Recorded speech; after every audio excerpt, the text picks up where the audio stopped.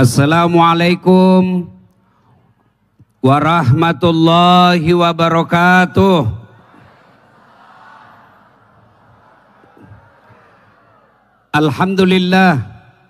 Alhamdulillahi rabbil alamin. Wabihi nasta'inu ala umurid dunya waddin. Ashhadu an la ilaha illallah wa ashhadu anna Muhammadan abduhu wa rasuluh. Allahumma salli ala Sayyidina Muhammad wa ala alihi wa sahbihi ajma'in, amma ba'd. Faqad qala Allah subhanahu wa ta'ala fi kitabil karim, bismillahirrahmanirrahim. Ya ayyuhalladzina amanu dakhulu fi silmi kaffatan wa la tattabi'u khutuwati syaitan innahu lakum aduwwum mubin. Wahai orang-orang yang beriman, masuklah engkau ke dalam Islam secara sempurna, Islam secara benar, Islam secara total, bukan Islam momen-momen tertentu, bukan Islam pilkada, bukan Islam pilcaleg, bukan Islam pilpres. Itu politisi kalau momen-momen pilpres, pilcaleg, pilkada, penampilannya semua kala-kala ustadz. Pakai gamis, pakai songkok, pakai serban.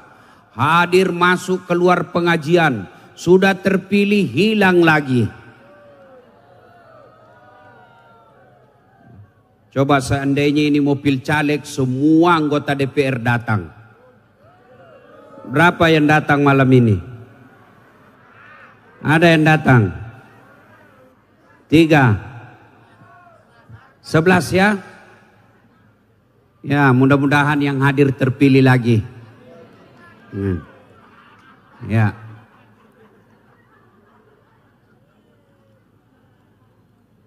Dan janganlah engkau ikuti langkah-langkah setan, karena sesungguhnya setan itu musuh yang nyata bagi kalian.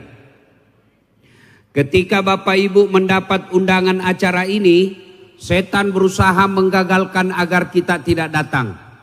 Karena setan itu paling tidak senang kalau kita datang pengajian. Maka dia bisik kita, ndak usah kau datang, baru selesai hujan, basah. Alhamdulillah, setan yang ada di rumah berhasil kita kalahkan, bisa hadir di tempat ini. Apakah setelah duduk di tempat ini setan menyerah? Tidak, dia goda lagi agar kita tidak dengar ceramah. Tidak usah dengar ceramah, pegang HP-mu, pegang HP-mu. Jadi ibu-ibu yang pegang HP ketika saya ceramah, kena godaan setan. Bagaimana kau mau dengar kalau sibuk? Sudah dikasih tahu, masih juga dipegang HP-nya. Bukan lagi kena godaan setan, ibu juga jadi setan. Simpan HP-nya dulu Ibu ya, simpan dulu, kita dengar ceramah dulu ya. Ya Bu ya, simpan dulu ya. Bu, saya ini musafir. Ada 3 golongan orang yang makbul doanya, cepat sampai dikabulkan Allah. Satu di antara 3 itu adalah doanya musafir yang fisabilillah. Saya lah ini. Saya berdoa, ya Allah, mudah-mudahan ibu-ibu yang pegang HP-nya ketika saya ceramah suaminya kawin lagi. Makanya simpan HP Bu, simpan ya. Simpan. Bu, simpan ya. Kita dengar dulu ceramah. Ustadz, kita mau rekam Ustadz. Kalau Bapak Ibu yang rekam gambarnya tidak jelas, suaranya bising. Tapi kita mau dengar nanti kalau pulang Ustadz. Jangan cemas, tuh ada kamera saya bawa dari Makassar, tuh. Biar dia yang rekam. Tapi kau bawa pulang kameramu Ustaz, jangan cemas, nonton YouTube Tablik Akbar HUT Kota Kabupaten Bintan yang ke-77. Sudah nonton, jangan lupa like and share. Jangan ketawa Bu, saya serius. Ibu,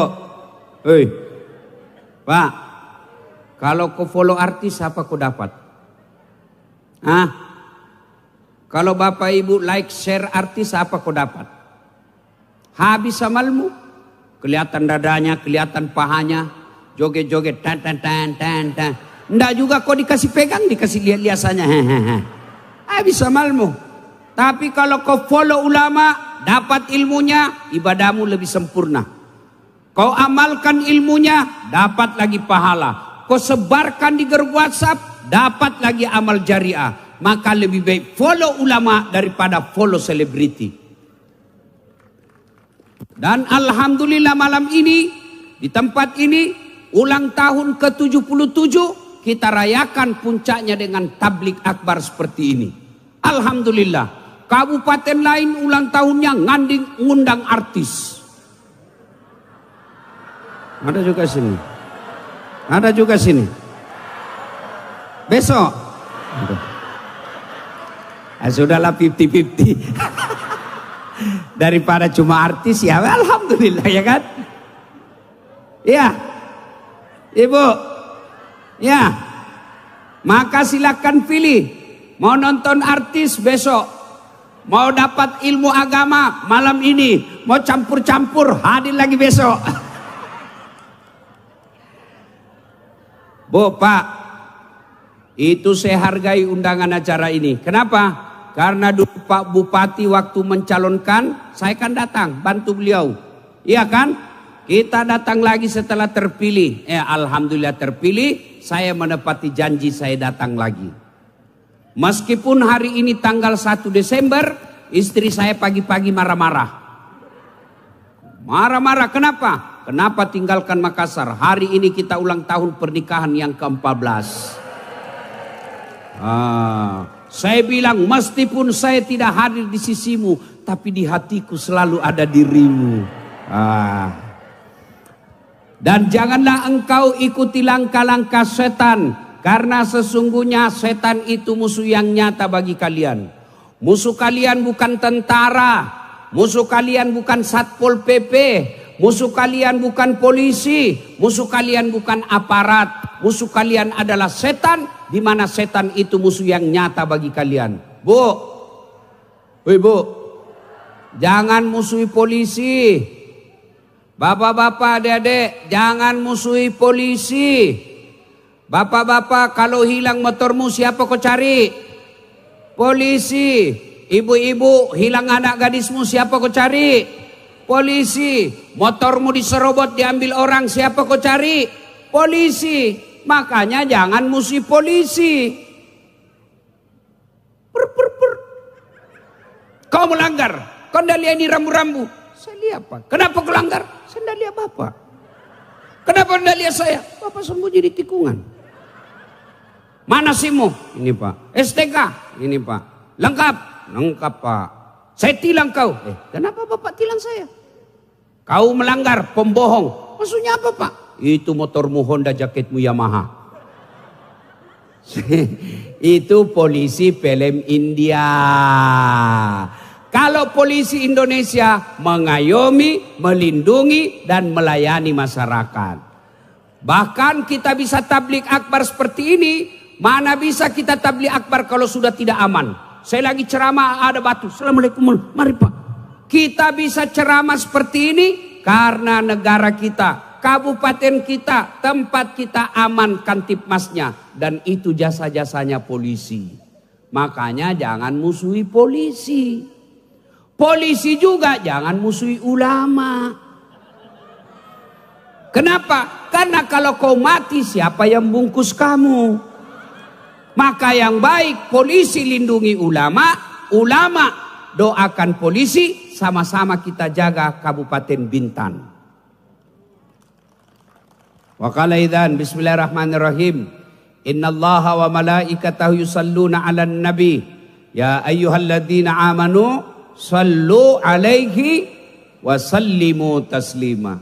Sesungguhnya Allah dan para malaikatnya bersalawat kepada Rasulullah Muhammad sallallahu alaihi wasallam.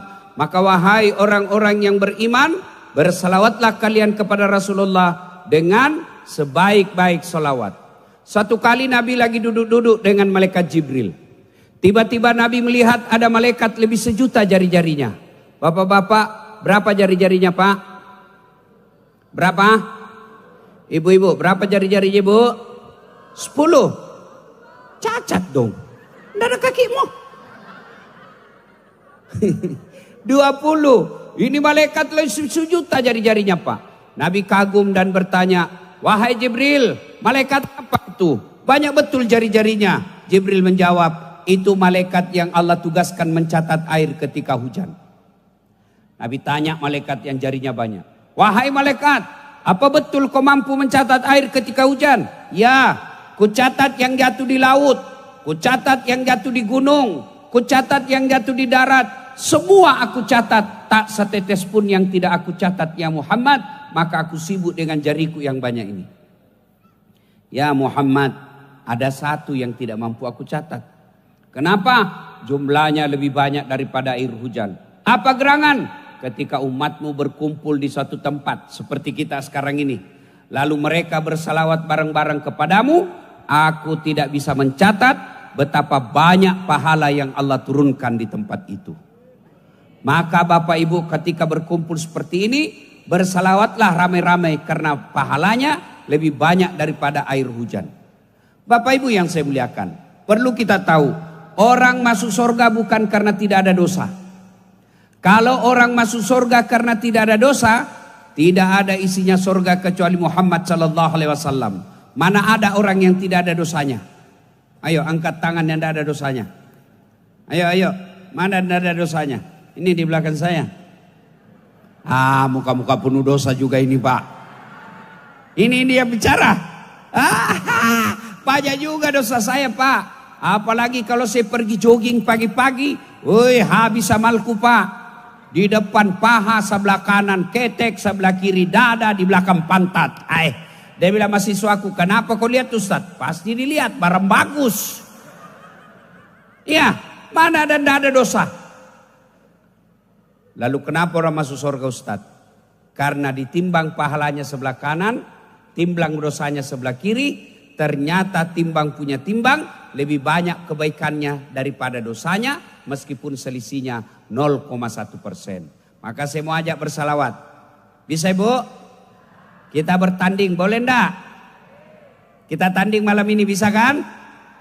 Kita dengar dulu suaranya emak-emak. Bapak-bapak diam dulu. Emak-emak dulu ya.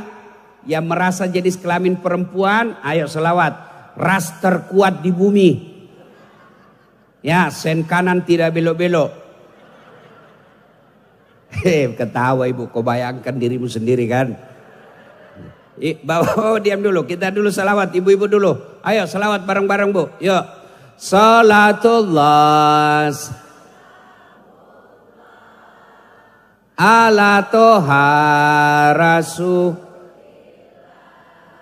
Salatullah ala yasin. Nilainya 9,5. Oke. Sekarang bapak-bapak, ayo jangan mempermalukan jenis kelamin kita Pak. Ibu-ibu diam dulu ya, ibu-ibu diam. Ayo Pak, ya. Salatullah. Kok lobet? Boleh.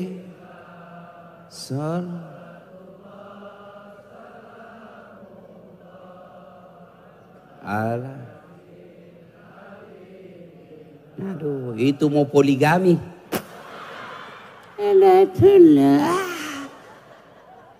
Nilainya 9,3. Ibu bapak diam semua, kita dengar yang di atas panggung. Enggak bos-bos semua ini kan, bos-bos kita ini ya. Ayo Pak Bupati, jangan mempermalukan pejabat. Yuk. Ya. Salatullah Munah Tuhan Rasulillah. Salatullah Mullah alaihi. Ya, berapa nilainya ya? Nilainya 9,9.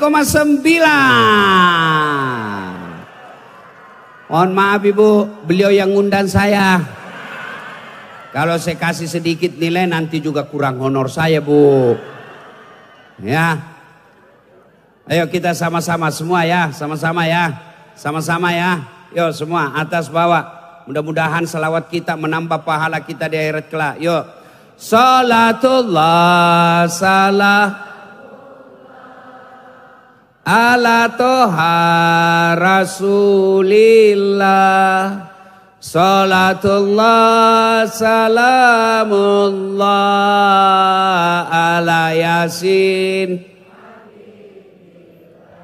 Terima kasih Bapak Ibu saudara-saudara sekalian teristimewa yang kita hormati, Bapak Bupati Kabupaten Bintan beserta permaisuri, Ibu Wakil Bupati Kabupaten Bintan beserta rajanya, dan istrinya Pak Gubernur, yang juga mamanya Pak Bupati. Alhamdulillah ya, ini Ibu Bupati hebat, Wakil Bupati namanya kan? Nah, ini Wakil Bupati hebat. Kenapa hebat Ustadz? Karena beliau bisa mewakili Bupati, sementara Bupati tidak bisa mewakili Wakil Bupati. Nah, itu enaknya menjadi wakil ya. Bapak Ibu saudara-saudara sekalian yang insya Allah dimuliakan dan dirahmati Allah Subhanahu wa taala. Ini ulang tahun 77. Kalau kami orang Bugis, angka 77 itu disenangi. Karena 77 diterjemahkan ke bahasa Bugis mat 77. Selalu bagus rezekinya. Angka 77 dia senang. Ya.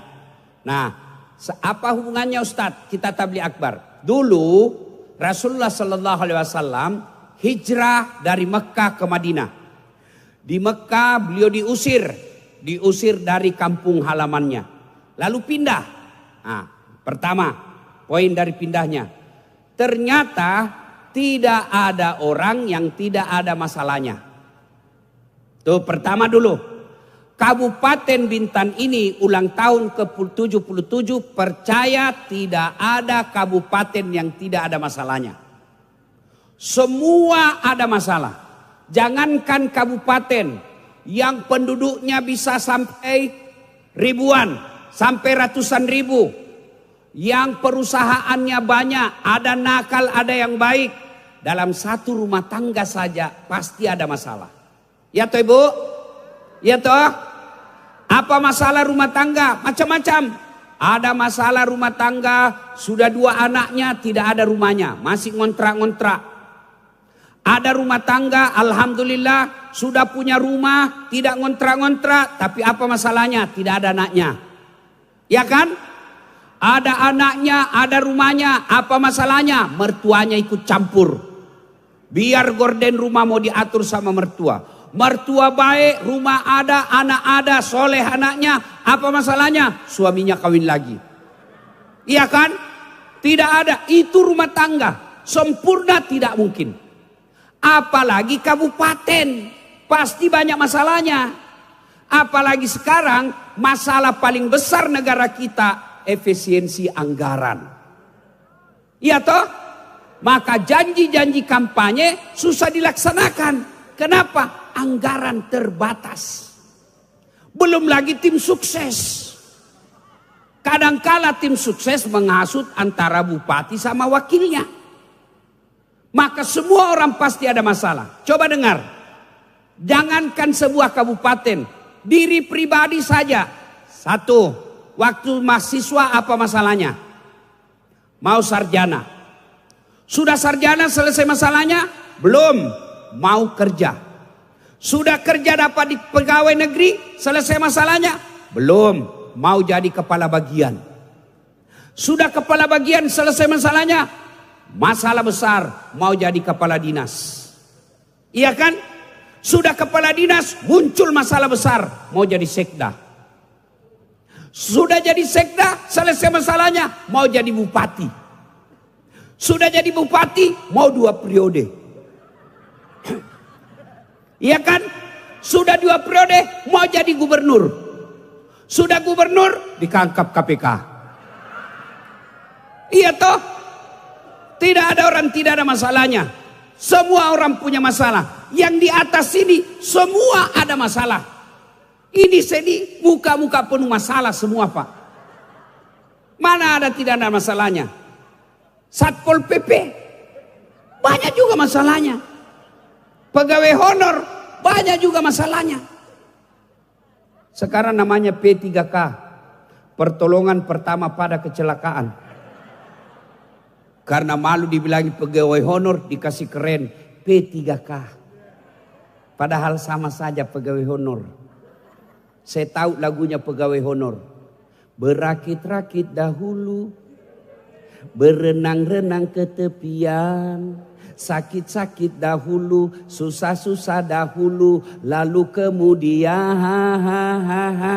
tetap susah. Itu pegawai honor. Ya kan? Tidak ada orang tidak ada masalahnya. Nih Ustadz, banyak juga masalah saya. Apalagi setelah saya viral, banyak sekali masalah saya. Apa masalah saya? Banyak janda yang curhat. Allah, Pak Ustadz, baru suamiku meninggal. Adakah doa-doa penenang jiwa? Saya kirimlah ini Bu, baca Ibu kalau lagi risau. Lama-lama dia bilang, Ustadz, jiwaku sudah tenang. Maukah Ustadz menjadi imam dalam hidupku? Saya mohon maaf Ibu, saya bukan imam, saya penceramah. Semua orang punya masalah. Maka dalam kabupaten ini tidak mungkin tidak ada masalah. Pasti ada masalah. Maka ketika ada masalah, solusinya Quran mengatakan, Pak Bupati, kalau ada masalah dalam kabupaten, kalau masih percaya Quran, ista'inu bis-sabri was-shalah. Sabar, perbaiki sholat, saya yang selesaikan masalahmu. Itu janji Allah. Kalau Bapak masih percaya Quran. Jadi Pak Bupati kalau mau selesai masalah, angkat kepala dinas, angkat kepala bagian, angkat camat lurah. Selain lihat prestasinya, lihat sholatnya. Kalau dia muslim. Kalau tidak sholat jangan percaya Pak Bupati. Tuhannya jadi tipu. Hati-hati Pak Bupati. Biasa orang tidak sholat, licik. Tuannya jadi tipu Pak. Dan rata-rata itu pegawai-pegawai begitu yang tidak sholat, penjilat. Siapa? Ya Pak. Beres semua Pak, aman.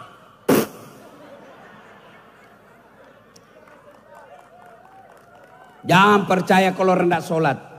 Jangan percaya. Begitu juga ketika kalian milih. Kalau Anda cewek, lihat cowoknya dia sholat kalau mau jadi suamimu.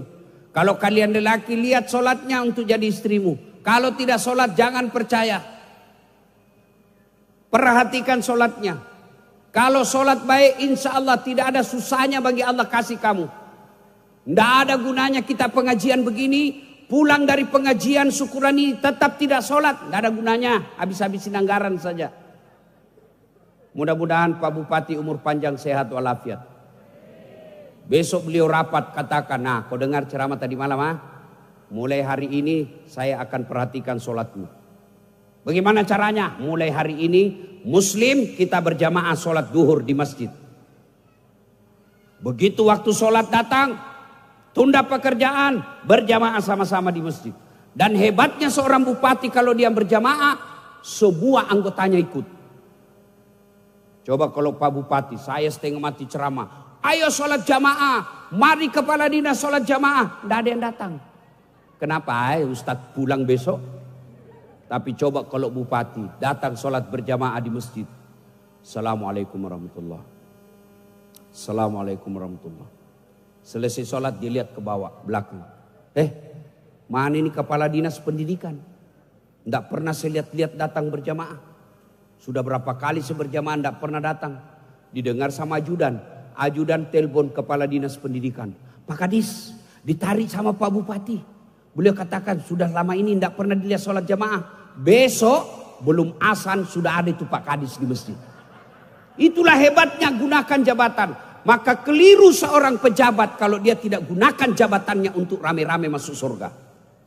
Kita berharap besok Pak Bupati, saudara-saudara sekalian, dalam rangka ulang tahun ke-77 Kota Bintan, Kabupaten Bintan. Maka mulai hari ini, kalau kalian muslim, saya evaluasi sholat jamaahmu. Salah? Tidak. Itu asas dari Pancasila, sila pertama ketuhanan yang Maha Esa. Itu diamalkan itu. Dan itu hebatnya seorang bupati, lebih gampang dan lebih cepat masuk surga daripada ustadz. Kok bisa ustadz? Coba misalnya, malaikat katakan ulama Kabupaten Bintan masuk surga. Masuk surga tapi masih antri Pak menunggu. Ulama Muhammadiyah, ulama NU, ulama MUI. Berapa memang itu? Ulama kecamatan, tingkat kabupaten. Ratusan ulama ngantri. Masuk surga tapi masih menunggu ngantri. Tapi begitu ulama mengatakan Bupati Kabupaten Bintan masuk surga, tidak perlu antri sendiri. Iya Pak. Maka mudah-mudahan ulang tahun kabupaten ini, Pak Bupati rapat, saudara-saudara sekalian, kamu dengar Ustadz tadi malam, saya hanya menyampaikan apa? Lebih baik kalian saya paksa masuk surga daripada kalian sukarela masuk neraka. Ayo mulai hari ini kita pegang. Ada masalah sholat. Yang kedua ada masalah sabar. Sedulur-sedulur, saudara-saudaraku pegawai negeri yang tadinya kepala dinas, tapi pengaruh pilkada salah dukung, lenser dulu. Sabar. Sabar aja. Tidak ada sudah kalah itu ilmu sabar. Begitu Anda yang dukung kalah, ya dengan senang hati. Apa boleh buat? Kita kalah. Resiko pilihan. Dilenserkan jadi kepala dinas. Tidak usah fitnah kiri kanan. Lebih baik saja doa. Mudah-mudahan Pak Bupati sehat walafiat bisa melupakan apa yang pernah saya lakukan kesalahan. Sabar. Tiba-tiba non job yang tadinya kepala dinas tiba-tiba menjadi staf ahli yang tidak ada stafnya. Sabar. Sabar. Tiba-tiba keluar SKP 3K tidak ada nama kita. Sabar. Tidak ada sudah kalah sabar itu. Kita diperintah sama Pak Bupati sesuatu yang kita tidak senang. Sabar. Sebagai rakyat kita tidak mendapatkan layanan yang baik, sabar. Karena pun kalau kita ribut hanya menjadikan masalah baru. Sabar. Sabar berat Ustadz. Memang berat tapi hadiahnya besar. Apa hadiah orang sabar? Innallaha ma'as sabirin. Allah bersama orang-orang yang sabar. Bersama Dasaat Latif saja Bapak senang. Ketemu Dasaat selfie. Selfie Pak Ustadz. Selfie Pak Ustadz. Bikin repot selfie-nya apalagi ibu-ibu. Ulang Ustadz, kabur Ustadz. Ulang 2 kali Ustadz. Dia ulang 3 kali. Dalam hati saya, mukamu yang kabur. Ya. Semua ada masalah. Sabar. 2, sholat. Saya sudah sholat Ustadz. Saya sudah sabar Ustadz. Kenapa pasti banyak masalah? Berarti ada masalah dengan sholat. Kau sholat tapi tidak ikhlas. Hayya 'alas sholat. Asar lagi. Baru duhur, tidak ikhlas. Saya sholat Ustaz, betul kau sholat tapi main-main. Allahu Akbar. Ya kau ketawa karena kau bayangkan dirimu sendiri. Sholat kayak ditiup angin. Ada juga sholat terlalu Allahu Akbar. Malah di Makassar Bu ada yang tanya saya, Ustadz boleh kau Ustadz sholat tidak pakai BH? Kenapa Ibu? Dia bilang panas Ustadz. Boleh tapi bayangkan itu kalau Ibu ruku bagaimana perasaan Ibu? Waduh.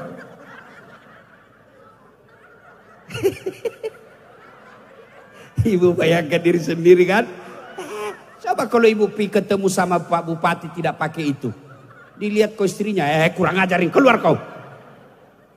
Ya, sholat Pak. Saudara-saudara, sedulur-sedulur, ada masalahmu, perbaiki sholatmu. Tidak ada susahnya kasih Allah. Mau jadi pegawai negeri tidak ada susahnya Allah kabulkan. Allah cuma minta, sini kamu. Ya Allah perbaiki rumah tanggaku. Ya Allah suksesan usaha saya. Ya Allah perbaiki karirku. Allah dengar itu doa. Lalu Allah jawab, hayya 'alal falah. Sini. Saya kasih apa yang kamu minta. Tapi apa jawaban kita? Tunggu. Ini ada Pak Bupati di sini. Beliau punya ajudan. Coba kalau Pak Bupati panggil ajudan. Ajudan. Itu ajudan biar lagi duduk. Langsung lompat. Siap Pak Bupati. Kalau dia makan kacang, dia telan bulat-bulat. Siapa? Iya toh? Mana ajudan? Pernah Anda ajudan dipanggil? Ajudan, tunggu dulu Pak. Ajudan, Bapak Anda lihat sibuk. Itu bupati aja takut kita bilang tunggu. Padahal dia manusia biasa. Ada hilang jabatannya. Tapi tidak ada anak buahnya bisa berani katakan tunggu. Kenapa Tuhanmu yang maha kuasa? Begitu dia panggil kau, hayya ala shalah, sini. Apa jawaban kita? Tunggu. Maka jangan heran, doa kita juga tunggu. Saya sholat Ustaz, betul kau sholat tapi hari Jumat. Itu pun paling terlambat datang, paling cepat pulang. Orang khotbah kau tidur. Mau masuk surga, kau kira ada orang dalam? Ibu, Bapak pulang, mulai besok sholat dengan baik. Percaya Bapak malam ini dapat hidayah. Itu secara pribadi. Sebagai masyarakat, jamaah. Mau sukses kabupaten ini, hidupkan salat jamaah. Kalau masih percaya Islam, percaya Quran dan Sunnah, salat berjamaah, ajarkan. Walau anna ahlal qura, kata Allah, amanu wattaqau, la fatahna alaikum barakatim minas sama'i wal ar. Akan saya turunkan keberkahan dari atas langit dan saya munculkan keberkahan dari dalam tanah. Itu janji Allah, bukan janji pilkada. Apa maksudnya salat jamaah? Kabupaten ini kalau mau maju, silaturahmi. Apa nilai-nilai berjamaah? Persaudaraan. Apa persaudaraan berjamaah? Coba lihat. Apapun bahasamu, apapun sukumu, begitu berjamaah, hilang suku, hilang bahasa. Semua pakai bahasa apa? Bahasa dalam sholat. Coba lihat. Bayangkan kacaunya berjamaah kalau pakai bahasa masing-masing. Yang jadi imam keturunan Arab, dia takbir pakai bahasa Arab. Allahu Akbar. Makmum orang Padang, dia takbir pakai bahasa Padang. Allah nan gadang. Datang saudara kita orang Bugis, dia takbir pakai bahasa Bugis. Pungallahu ta'ala malopo. Datang saudara kita orang Banjar dari Kalimantan, dia takbir pakai bahasa Banjar. Allah ganal bujur. Terakhir anak gaul dari Jakarta, dia takbir pakai bahasa Jakarta. Allah gede banget gitu loh. Artinya apa? Apapun suku dan bahasamu, ketika kau berada di Kabupaten Bintan ini, hilangkan suku. Kamu bukan orang Bugis, kamu bukan orang Melayu, kamu bukan orang Jawa, kamu adalah masyarakat Bintan. Apapun sukumu, kita sama-sama bangun kabupaten ini. Itu disebut nilai-nilai jamaah. Apalagi nilai-nilai jamaah. Orang berjamaah tidak boleh ganggu di samping. Kalau jadi makmum tidak boleh ganggu orang di samping. Kenapa Nabi anjurkan ketika kau datang berjamaah di masjid, pakai sikat gigi. Apakah sikat gigi sampai kepada Allah? Tidak. Apa maknanya? Jangan sampai bau mulutmu kau ganggu orang di sampingmu. Bayangkan tadi malam makan jengkol, 3 hari tidak sikat gigi. Begitu kau baca Fatihah, wah, orang di samping terpaksa ditutup hidungnya pakai bibir. Kan tidak mungkin begini Pak. Kamu baca Fatihah, begitu besok kau lewat, dia bilang, wih busuk sekali itu ke mulutnya itu. Iya. Ya. Dianjurkan ketika kau berjamaah, jangan kau merasa paling soleh di dalam. Baca Al-Fatihah kau ganggu telinganya orang. Ada orang juga salat jamaah Pak, kayak dia yang paling soleh dalam masjid. Takbir mulai ganggu orang.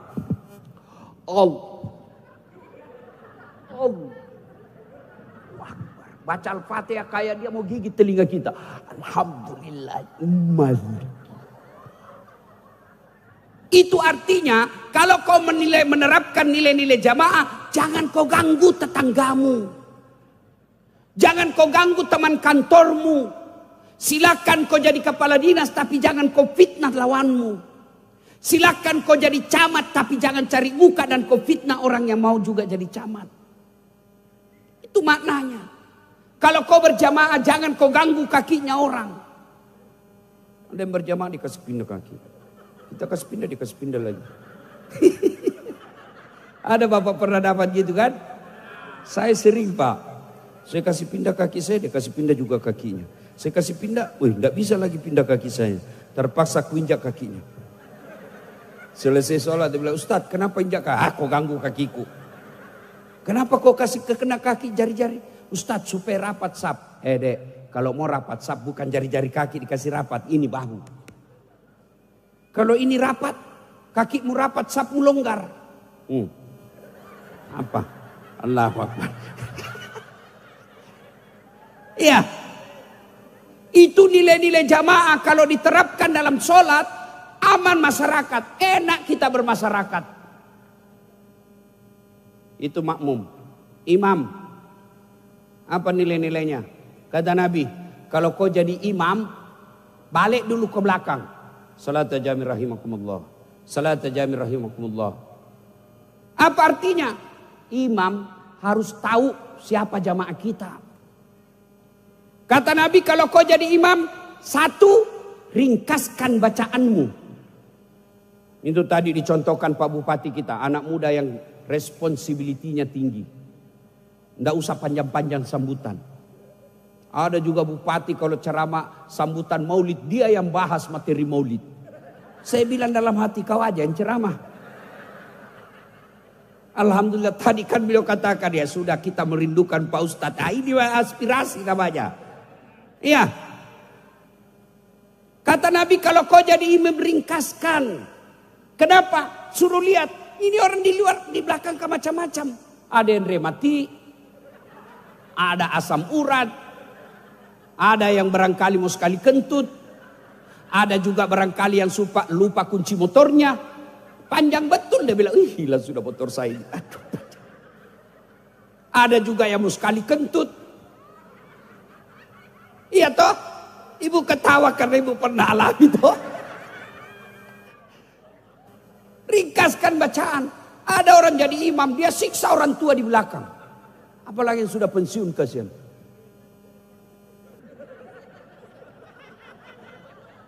Belum selesai bacaannya Pak Imam.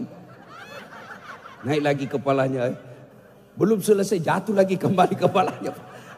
Dalam hatinya, kau siksa saya.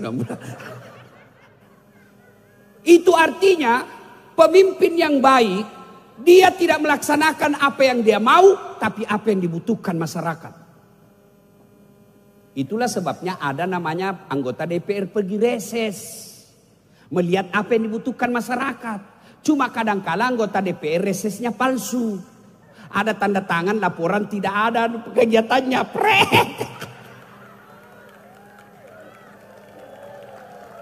Ada begitu di sini?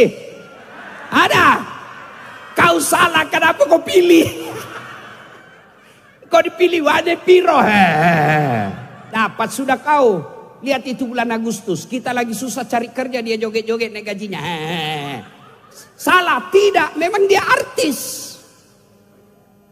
Makanya jadikan pelajaran Agustus kemarin untuk ingat 2029. Jangan kau pilih karena elektabilitasnya. Jangan kau pilih karena isi tasnya. Jangan kau pilih karena popularitasnya. Pilihlah karena moralitasnya.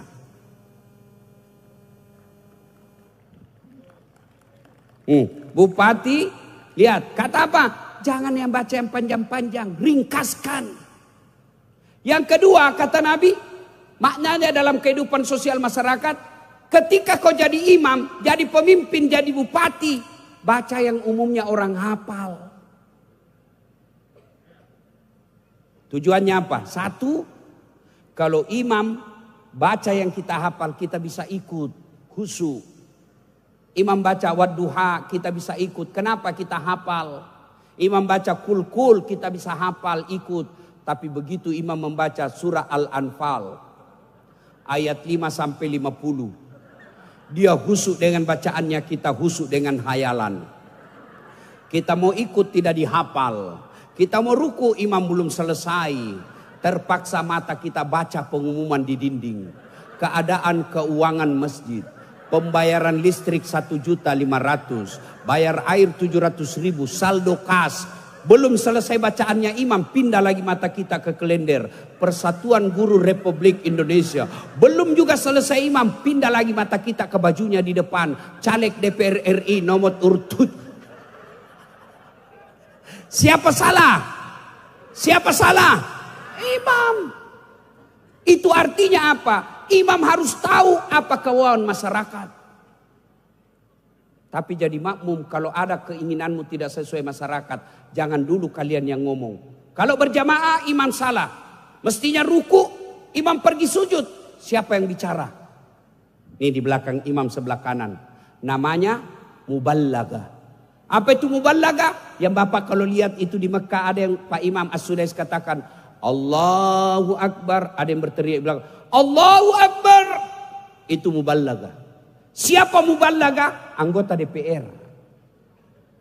Kalau bupati salah, gubernur salah, ngomong anggota DPR, jangan kau diam. Karena kalau kau diam, STM turun ke jalan bawa bambu. Bicara dong anggota DPR. Ini bagaimana mau bicara, dia juga tidak tahu bicara, Ustaz. Lain ditanya, lain dijawab. Ya, Itu maknanya dalam kehidupan masyarakat. Anggota DPR kalau bupatimu salah, tegur. Tapi bagaimana cara tegurnya? Bukan ditendang pantatnya. Hei salah. Tidak. Bagaimana cara tegurnya?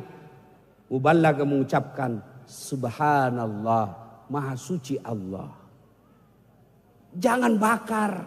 Alhamdulillah sepanjang jalan tadi saya dari hotel ke sini, saya sampaikan sama Pak Bupati, di sini kabupaten kita bersyukur, tidak ada macet. Alhamdulillah, tidak ada bising. Alhamdulillah, tidak ada demo. Coba kalau di Makassar. Alhamdulillah, alam bagus, masya Allah. Ada di sini hotel yang paling besar, katanya se-Indonesia kolamnya. Alhamdulillah, alamnya bagus, jalannya mulus. Saya pergi di pesisir pelosok-pelosok Kalimantan, Sumatera, masih banyak jalan yang hampir jatuh songkok saya ketika saya naik mobil. Alhamdulillah, saya dari bandara mulus. Alhamdulillah, banyak juga jandanya. Alhamdulillah. Bupati, wakil bupatinya akur. Alhamdulillah. Itu semua nikmat dari Allah. Maka kita bersyukur ulang tahun ke-77 ini. Caranya, jadilah pemimpin yang baik. Jadi anggota DPR yang amanah. Jadi rakyat yang sabar. Kalau pemerintah tidak memberikan yang terbaik, kita sampaikan aspirasi secara baik-baik. Sudah disampaikan, kita doakan. Nah Bapak Ibu Saudara-saudara sekalian, ista'inu bis-sabri was-shalah. Poin kedua, ulang tahun kita kali ini. Ketika Nabi sudah hijrah dari Mekah ke Madinah, maka beliau menyampaikan 4 wasiat di Madinah. Yang pertama kata Nabi, ubsus salam, sebarkan salam. Salam dalam arti bukan sekedar ketemu, Assalamualaikum warahmatullahi wabarakatuh. Saya ketemu Pak Bupati, saya katakan Assalamualaikum warahmatullahi wabarakatuh. Itu artinya Pak Bupati jangan cemas, jangan ragu, jangan takut. Kalau bersama saya insya Allah aman. Pak Bupati juga begitu dia jawab, Waalaikumsalam warahmatullahi wabarakatuh. Dan saat kau datang di Bintan jangan cemas, jangan takut, jangan ragu. Kamu akan aman, selamat di kabupaten saya. Itu yang disebut tebarkan salam. Tidak usah dulu ke orang lain. Kita tebarkan salam dalam rumah tangga dulu. Jadi istri yang membuat suami senang. Jadi suami yang membuat istri tenang. Ada di sini bapak-bapak yang tidak tenang dengan istrinya? Ada di sini? Ada? Ada di sini bapak-bapak takut sama istrinya? Ada? Berhenti kau jadi laki-laki. Kenapa mau takut sama istri? Dia kasih pecah piring Ustaz. Tidak apa-apa. Kalau dia kasih pecah piring satu, kita pecahkan dua. Dia pecahkan gelas, kita pecahkan juga gelas. Dia pecahkan televisi, kita bantu pecahkan. Berhenti dia nonton film Korea. Piring, gelas, TV bisa dibeli kembali Pak. Tapi harga diri sebagai suami tidak boleh diinjak-injak istri. Takbir! Nah itulah yang takut sama istrinya. Oh maaf Pak, saya orang Bugis. Orang Bugis tidak ada takut sama istrinya. Cuma istrinya lebih berani. Pak. Pak. Rasulullah itu 13 istrinya. Tapi tidak ada satupun pernah mengatakan saya menyesal menikah dengan kau Muhammad. Kenapa? Muhammad tampil memberikan salam keselamatan bagi istrinya. Kita satu istri menderita lahir batin istri kita Pak. Tenang Ibu, saya bela kau malam ini Bu. Dengar Pak. Pak, halo Pak. Nabi itu tidak pernah satupun istrinya dipanggil namanya. Tidak pernah beliau panggil Khadijah sini, Aisyah sini, tidak. Khadijah aja beliau panggil Ummul Mukminin, ibunya orang Islam. Aisyah beliau panggil ya Humaira, yang kemerah-merahan pipinya. Bapak kalau belum bisa belikan berlian istrimu, berikan dia kasih sayang dengan panggilan yang baik. Kalau sama tetangga, ya Bu, gimana kabar Dek? Sekalinya sama istri, dari mana kau? Coba mulai besok Pak, panggil istri dengan panggilan kasih sayang. Wahai istriku yang termancung hidungnya. Tidak mancung hidungnya Ustaz, giginya kau lihat. Justru giginya yang mancung Ustaz. Ya kau carilah mana yang bagus. Jangan terlalu jujur. Mentang-mentang istrimu hitam kau panggil Blacky. Ya Ibu, Pak, halo. Nabi, kalau ketemu istri beliau, itu tidak pernah keluar Nabi dari kamarnya kecuali sudah rapi sisirnya. Nabi sendiri, baca itu Al-Barasanji. Nabi sendiri yang bersihkan tempat tidurnya. Nabi sendiri yang jahit bajunya yang robek. Nabi sendiri yang siapkan sarapannya. Itu Nabi Pak. Kamu baru pegawai P3K.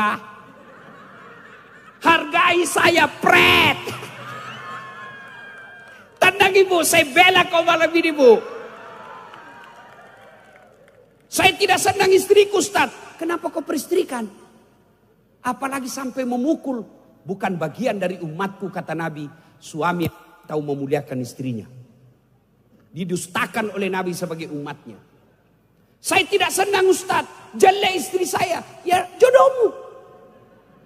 Kenapa dia jelek? Karena itu takdirmu. Allah tahu kalau dia cantik, dia malu jalan sama kau. Kenapa? Karena kau juga jelek. Iya tahu. Pak, ada saya lihat di medsos sampai memukuli istrinya. Kalau tidak senang sama istri, dia cerewet apa? Ada tata caranya. Yang pertama nasihati dengan suara lembut. Masih tidak menurut, suara agak keras. Masih tidak menurut, pisah tempat tidur. Masih tidak menurut, langkah keempat, kembalikan ke orang tuanya. Masih tidak menurut, saya ceraikan kau talak 1. Belum menurut, saya ceraikan kau talak 2. Belum menurut, talak 3, selesaikan di pengadilan. Sudah selesai, berikan hak warisannya. Itu jadi laki-laki Islam. Makanya jangan heran, 13 istri Nabi, semua bahagia bersama Nabi. Itulah makna daripada Assalamualaikum. Tebarkan keselamatan. Tidak usah dulu sama tetangga. Dalam rumah tangga aja kita dulu. Ada laki-laki bodoh. Kalau sama temannya bagus betul bicaranya. Teman kuliahnya. Ada bang? Ada dek, tenang aja. Makan kau ambil. Sekali istrinya. Tidak ada dek, biar baunya duit. Tidak ada. Ada suami begitu Bu? Ada. Kenapa suami saya tidak betah di rumah Ustadz? Ibu mau tahu jawabannya? Bu, tenang Pak, saya bela kau. Bu, ada di Makassar saya Ustadz. Kenapa itu suami saya tidak betah di rumah? Saya ceritakan, Bu, ada orang suami istri, istrinya suka ngomel. Suatu ketika dibelikanlah perhiasan istrinya. Senanglah dibelikan, Bu. Begitu senang kata suaminya, Dek, kita pergi ke kampung ziarah sumur tua. Ayolah bang, pergilah itu sumur 14. Dia umurnya sudah 400 tahun, dalamnya 12 meter. Senang istrinya pergi lihat sumur tua. Sampai di kampung dia lihat, ada ndak airnya, Dek? Ada bang, tapi dangkal. Maksudnya, Dek, dangkal bang, paling sampai di lutut. Dalam hati suaminya bertia, aman. Begitu dekat bibir sumur istrinya, didorong istrinya masuk sumur. Jatuh masuk ke dalam sumur. Kata suaminya, ngomel sudah kau di situ. Ndak aku dengar juga. Ngomel kau di situ. 1 jam kemudian tiba-tiba dari dalam sumur ada makhluk tinggi besar hitam keluar dari dalam sumur. Kaget suaminya. Hei, siapa kamu? Saya jin penunggu sumur ini. Saya sudah 400 tahun tenang-tenang di dalam. Ada perempuan di dalam. Ngomel aja kerjanya. Sudah 1 jam ngomel aja. Sejak masuk sampai sekarang. Lebih saya yang keluar. Kata suaminya, kau tunggu. Kau baru 1 jam sama dia. Saya itu 24 jam sama. Ibu paham kenapa suami tidak suka betah di rumah? Bu. Itulah suami. Kadangkala dia pergi nombak. Kadangkala pergi ke laut. Kadangkala jadi ke pasar. Ndak laku ikannya, ndak ngeluh. Sampai di kebun dimaki-maki sama juragannya, ndak mengeluh. Sampai di kantor dimaki-maki sama kepala dinasnya, tidak pernah mengeluh. Kenapa? Karena dia berpikir cukup masalah saya, ndak perlu istri saya tahu. Bu. Bu. Masih ingat waktu hamil? Sakit? Menderita? Enak? Kenapa ulang-ulang? Bu, masih ingat waktu melahirkan? Ada ndak melahirkan senyum? Mentang-mentang istri camat keluar konak. Tidak, setengah mati. Ya tuh bu. Bu, masih ingat waktu menyusui? Masih ingat? Masih? Apalagi waktu tumbuh giginya kan?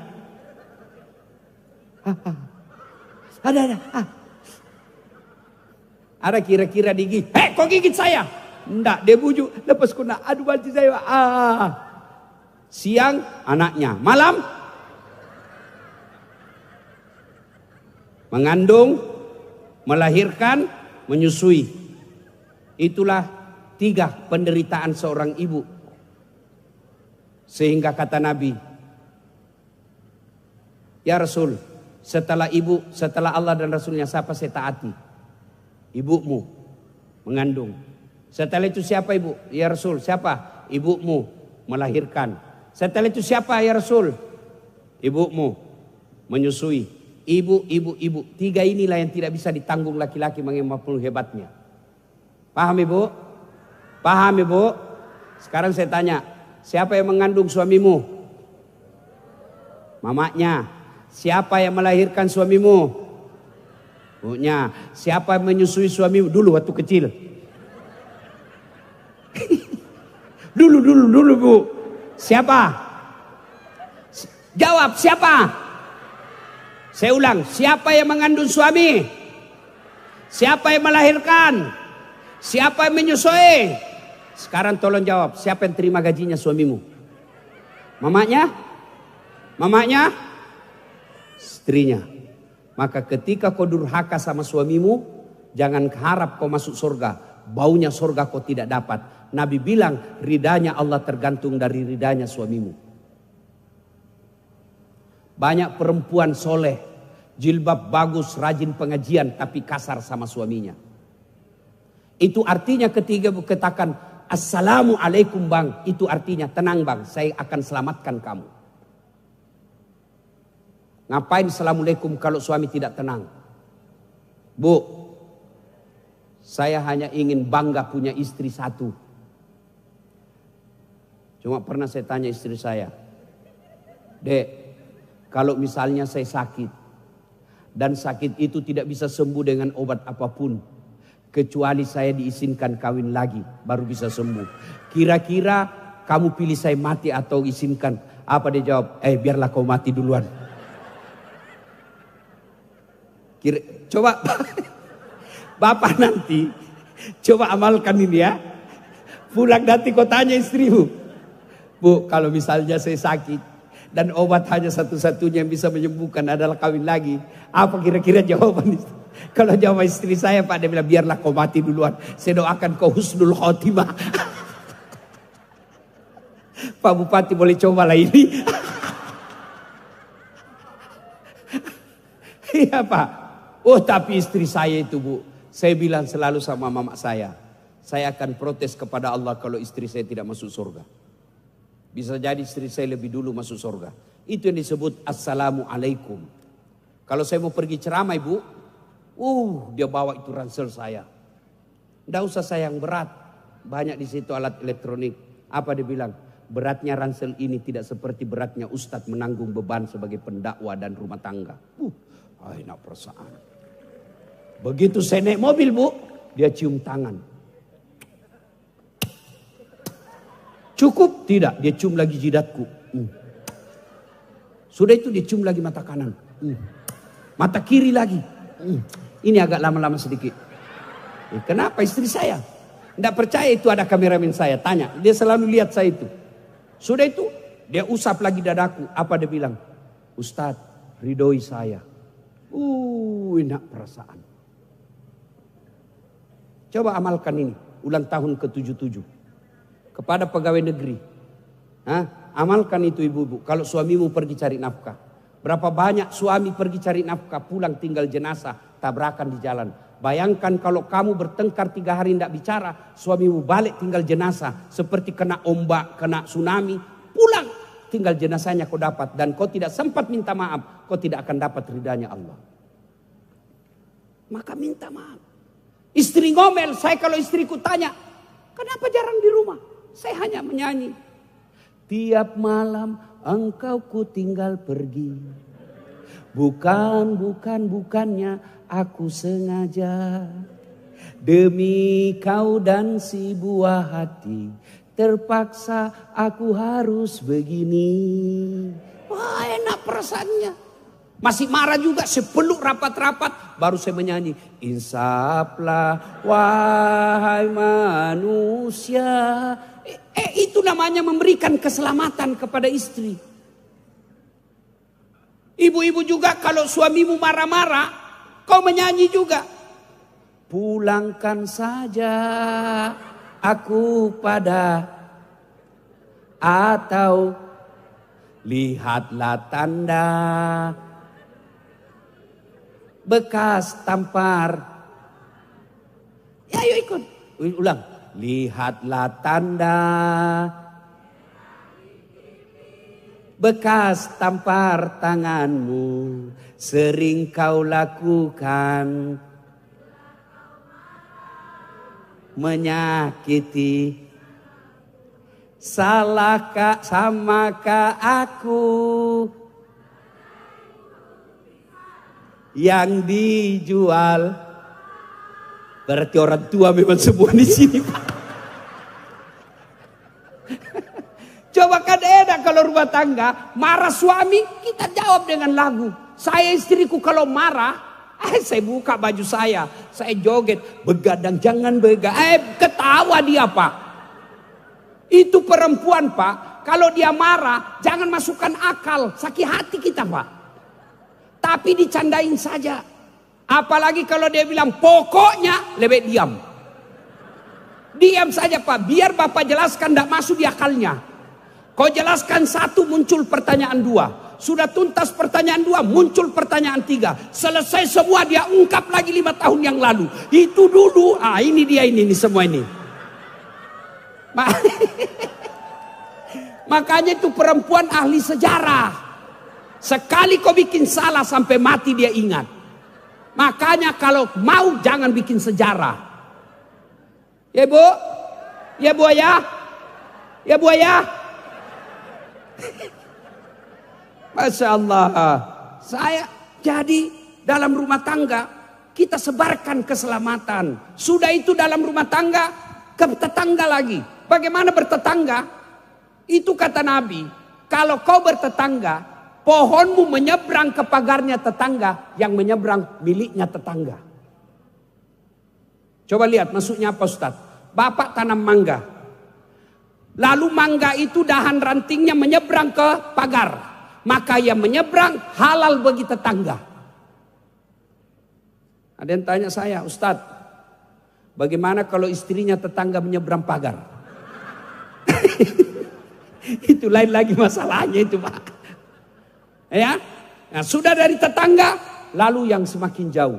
Itulah yang disebut ufsus salam, tebarkan keselamatan. Jadi pegawai negeri, tebarkan keselamatan. Datang orang ngurus kantor, jangan dipersulit. Mau ngurus KTP, jangan dipersulit. Mau ngurus izin-izin, jangan dipersulit. Kalau kau jadi pegawai negeri hanya karena pikiran uang, maka semua akan kau lihat masyarakat sebagai uang. Tapi begitu kau pikir ini ladang amal, ini kebaikan, saya menjadi pejabat untuk melayani. Mudah-mudahan layanan saya nikmati nanti di padang mahsyar.